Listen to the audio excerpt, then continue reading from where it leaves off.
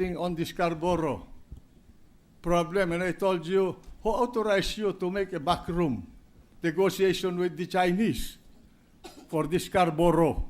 Yes, and the And you were president. telling me about treason, remember? Yes, and That the president Secretary answered you directly that he authorized me. He told it in your face, Mr. President. What? Yes, that's correct. Oh, that's correct. Yes, I accepted that because I precisely. did not know that you were authorized. But the fact is that I asked you, whom did you talk to in China? I don't need to report to the Senate President, Mr. President. You have a duty I to am not, report what you do obliged. as a senator to this chamber. And in fact, you have a duty to notify the office of the Senate President when you leave this country to go abroad. But I did And not. the only time that I have authorized you is one time. I do not know how many times you have been to China. My understanding is you have been to China talking to the Chinese government for 6 times already. Yes. And I And did that you not. have met them 15 or 16 times. For Yes. what reason? We do not know. Are you becoming a fifth columnist of the Chinese in this country? The Senate President is not privy to the backroom channel talks, and I'm not obliged in any way to I think you divulge. have a duty to inform the people. I'm not.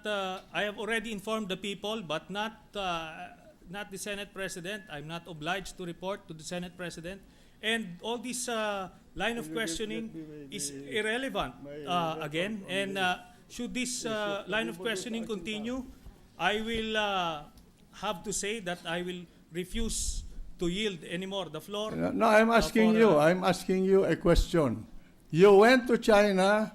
You asked the ambassador of the Philippines there, Madam Brady, for a meeting, and you said, do not take notes during our conversation. And you called the Secretary of Foreign Affairs a traitor. In fact, you told me that he committed treason.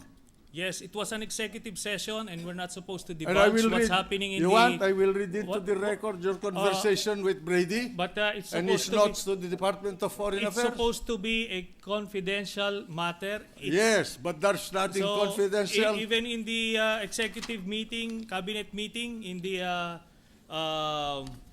cabinet meeting in Malacanang, Mr. President, I will refuse to answer if that's Because you going to be the cannot line. answer the No, questions I'm because going it's to ask going you to about be your improper meeting. in this particular interpretation. Because you cannot answer I the can questions answer. I'm going to I ask can you. answer, but I won't be baited into that trap. You met, The point you met here Brady. is, Mr. President, this is Mr. how I President, felt. may I request this gentleman Mr. President, to in be that case, admonished. I will refuse to yield the floor anymore Well, for in that case, I any will read interpolation.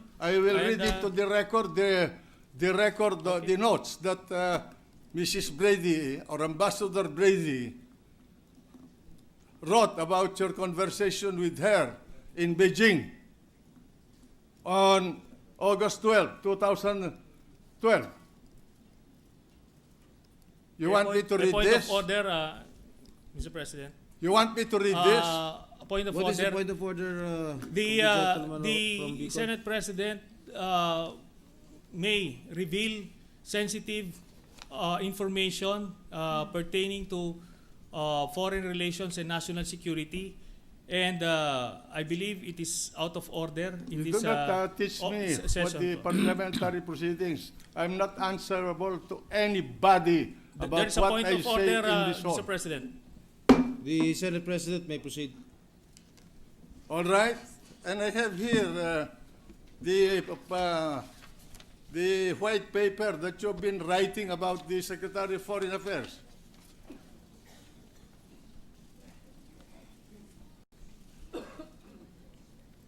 August 17 2012. He cannot take the hit. He's a coward. Senator Trillanes requested that no notes be taken. That's one. Two, what the Chinese want is to tone down the rhetoric. He met the night before Mr. President. with the senior Chinese Point of order, Mr. MFA President. officials. Mr. President, excuse Excuse me, me, point of permission. order. Yes.